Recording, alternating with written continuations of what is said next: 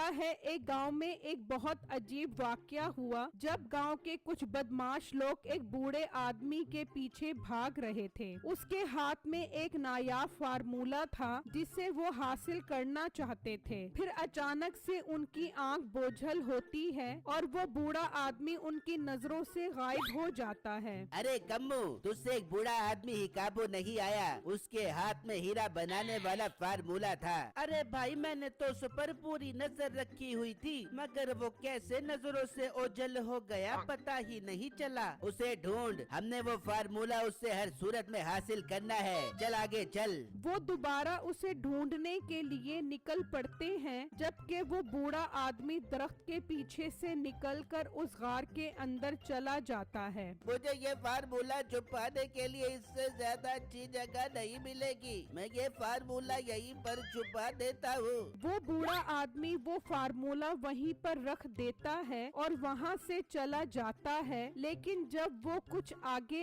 आता है तो वो फिर उसके सामने आ जाते हैं। कहाँ है वो फार्मूला? जल्दी से हमें दे दे, वरना हम तुझे मार देंगे। मेरे पास वो फार्मूला नहीं है। झूठ मत बोल, वो फार्मूला तेरे हाथ में ही था। हमें दे दे, तेरे हक में यही बेहतर है, वरना तुझे अपनी जान से जाना पड़ेगा। अपनी जिंदगी चाहता है तो ला मेरे हवाले कर दे वो हीरा बनाने वाला फार्मूला। वो फार्मूला तो मैं खा गया, अब कुछ नहीं हो सकता। क्या वो फार्मूला तू खा गया? अब तेरा इस दुनिया में रहने का कोई फायदा नहीं। मार दो इसे। वो उस बूढ़े आदमी को मार देते हैं और वहाँ से चले जाते हैं। लेकिन अब वो हीरे वाला फार्मूला कहाँ है, ये एक राज ही रह गया था। मालिक, मैंने आपके जूते भी पॉलिश कर दिए हैं और कपड़े भी इस्त्री कर दिए हैं। बहुत अच्छा किया तुमने। तुम मेरे सारे काम मेरे किए बगैर ही कर देते हो, मुझे बहुत खुशी होती है। मालिक, आपकी खिदमत करना तो मेरा फर्ज है। आखिर आप मेरा इतना ख्याल जो रखते हो।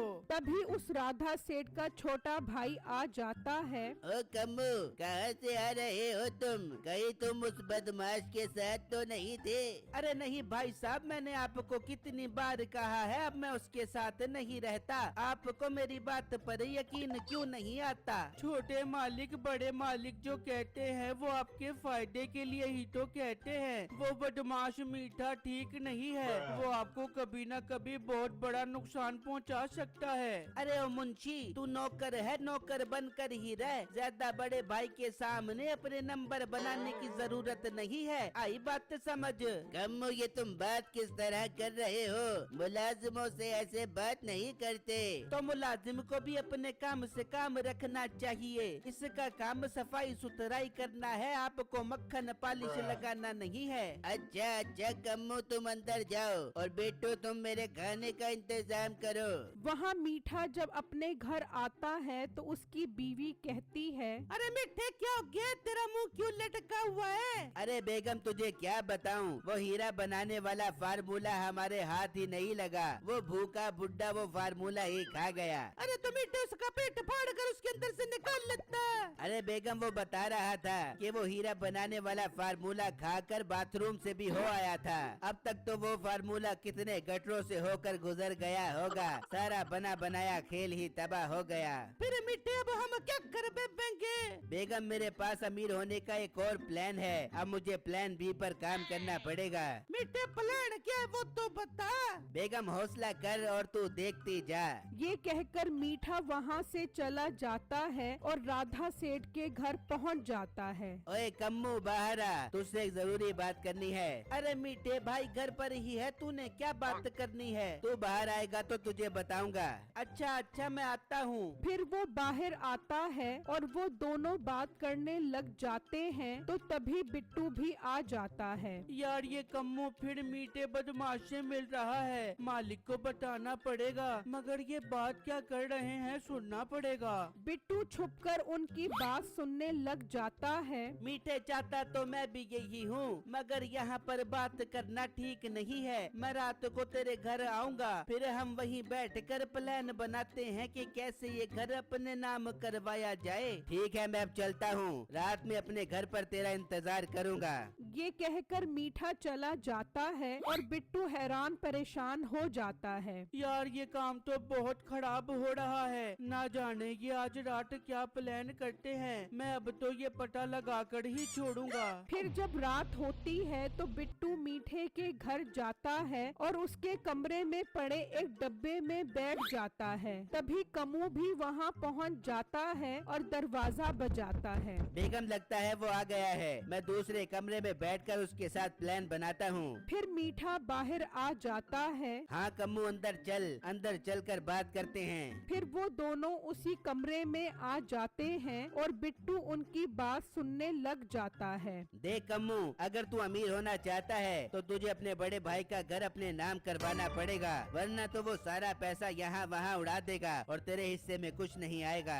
मीठे, बात तो तेरी बिल्कुल ठीक है, मगर मैं घर अपने नाम कैसे करवाऊं? अरे मेरे होते हुए तुझे परेशान होने की क्या जरूरत है? ये काम तो मुझ पर छोड़ दे। मैं उसे बैंक एजेंट के जरिए ऐसा फंसाऊंगा कि उसे अपना घर तेरे नाम करना पड़ेगा, मगर वो मकान आधा तेरा होगा और आधा मेरा होगा। बिट्टू उनकी बातें सुनकर बहुत परेशान हो जाता है। ये दोनों कितने बुरे हैं, मालिक को किस तरह फंसा रहे हैं। मैं अभी जाकर मालिक को ये वीडियो दिखा देता हूँ। चल अब उठ, चल कर तेरे भाई से बात करते हैं। वो दोनों घर से निकल जाते हैं और वहाँ आकर राधा सेठ से बात करने लग जाते हैं। तेरी हिम्मत कैसे हुई मेरे भाई के साथ घूमने की? और कम्मो, मैंने तुझे कितनी बार मना किया था इसके साथ नहीं मिलना। अरे भाई, मैं यहाँ पर आपके फायदे के लिए ही आया हूँ। मेरी बात गौर से सुनो, मैं आपको बैंक से 5 करोड़ रुपए दिलवाने आया हूँ। मालिक ये झूठ बोल रहा है, ये सब आपको फंसाने की चाल है। इन दोनों ने मिलकर ये मकान अपने नाम करवाने का मंसूबा बनाया है। ये वीडियो देखो, आपको खुद ही यकीन आ जाएगा।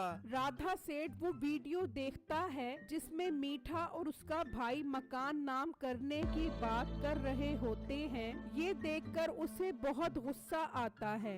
दफा हो जाओ तुम मेरे घर से, और जिस मकान को तुम अपने नाम करवाना चाह रहे हो वो मैं अपने इस वफादार मुलाजिम के नाम कर चुका हूँ। ये तुम क्या कह रहे हो? मैं तो तुमको अपना बड़ा भाई समझता था। तुमने ये मकान 2 कौड़ी के मुलाजिम के नाम कर दिया। अब मैं तुझे नहीं छोड़ूंगा। मीठे, मार दे मेरे भाई को। फिर वो दोनों मिलकर उसे मार देते हैं। बिट्टू घबराकर वहाँ से भाग जाता है। मीठे भाई को तो हमने मार दिया है, अब उस बिट्टू को भी मारना है। ऐसा न हो वो हमारा राज खोल दे। अरे उसकी फिक्र करने की जरूरत नहीं है। वो 2 कौड़ी का गरीब लड़का हमारा कुछ नहीं बिगाड़ सकता। अब वो कभी वापस नहीं आएगा और ये घर अब आधा तुम्हारा और आधा मेरा है। वहाँ बिट्टू खौफ की वजह से भागता भागता उसी गार में पना ले लेता है कि अचानक उसकी नजर उस फार्मूले पर पड़ती है और वो उसे उठाकर पढ़ने लग जाता है। ये तो हीरा बनाने वाली खाद का फार्मूला है और मेरे गांव में एक मेरी छोटी सी जमीन है। मैं जाकर ये खाद जमीन में डाल देता हूँ। फिर जब दिन निकलता है तो बिट्टू अपने गांव में पहुंच जाता है और उसी फार्मूले की खाद तैयार करता है और उसे अपनी जमीन में बो देता है।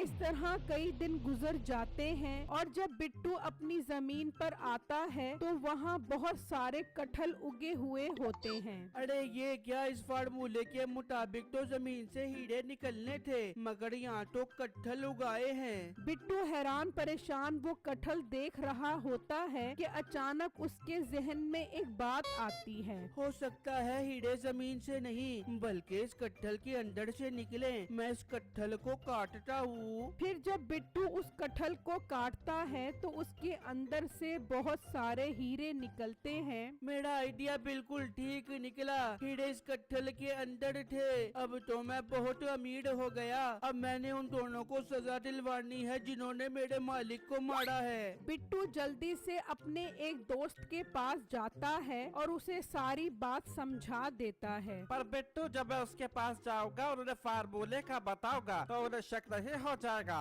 अरे नहीं नहीं, वो एक नंबर के लालची हैं, उन्हें शक नहीं होगा, बल्कि वो मेरा पता पूछते पूछते यहाँ तक पहुँच जाएंगे। ठीक है बिट्टू, मैं आज शाम में ही भेष बदल कर उनके पास जाता हूँ। फिर शाम होते ही बिट्टू का दोस्त भेष बदल कर उनके पास पहुंच जाता है। ओ हेलो, कौन हो तुम और मुंह उठाकर कहाँ चले आ रहे हो? अरे भाई, यहाँ पर बिट्टू नाम का लड़का रहते, उसको बुलाओ, हम उससे एक जरूरी काम करना बाकी है। बिट्टू नाम का लड़का यहाँ पर नहीं रहती, वो तो काफी दिनों पहले यहाँ से चली गई। ओ हेलो, वो कहाँ चले गए? क्या तुम हमको बता सकते हैं? वो कहाँ चली गई हमको नहीं पता, अब तुम यहाँ से जा सकती है। मगर तुम्हें काम क्या है उससे? उसके पास एक हीरा बनाने वाला फार्मूला है जो उसे किसी गांव से मिला है। हम उससे वो फार्मूला खरीदना चाहते बागचे और बहुत सारा हीरा बनाना बागचे। क्या हीरा बनाने वाला फार्मूला उसके हाथ लग गया? वो तो बुढ़ा खा गया था। हमको उस बूढ़े का नहीं पता, हम खुद ही जाकर बिट्टू को ढूंढ कर वो फार्मूला खरीदना मांगछोए। कम्मू, इससे पहले कि ये बिट्टू के पास पहुँचे, हमें उसे ढूंढ कर वो फार्मूला हासिल करना होगा। हाँ मीठे, तू ठीक कह रहा है, चल उसको ढूंढते हैं। वो दोनों बिट्टू को ढूंढने निकल जाते हैं और वहाँ बिट्टू का दोस्त उसके पास पहुँच जाता है। जो कुछ तुमने कहा था मैंने उन्हें कह दिया था। बहुत अच्छा किया, अब देखो वो कैसे मुझे ढूंढते ढूंढते यहाँ तक आते हैं। तुम एक काम करो, तुम जाकर पुलिस को लेकर आओ। ठीक है, मैं पुलिस को लेकर आता हूँ। फिर वो पुलिस को लेने निकल जाता है और वहाँ वो दोनों बिट्टू का पता मालूम कर रहे होते हैं। हाँ हाँ, मैं इसे जानता हूँ, ये साथ ही बाकराबाद वाली पुल्ली है, उसके साथ ही रहता है ये लड़का। बहुत बहुत शुक्रिया भाई आपका। चल कम्मू, चल उसके पास। वो दोनों निकलते हैं और बिट्टू के पास पहुंच जाते हैं। ये तुम दोनों मेरे पास क्या करने आए हो? बिट्टू हमारे प्यारे भाई, हमने सुना है कि तुम्हारे हाथ हीरा बनाने वाला फार्मूला लग गया है। हाँ बिल्कुल लग गया है, मगर तुम क्यों आए हो मेरे पास? अरे बिट्टू, वो फार्मूला तो बुढ़ा आदमी खा गया था, फिर तुम्हारे हाथ तक कैसे लगा? जी नहीं, वो फार्मूला उस बुढ़े ने गाड़ में रखा था, मैंने वहाँ से ये फार्मूला लिया था, मगर हमने तो उस बुढ़े को मार दिया था।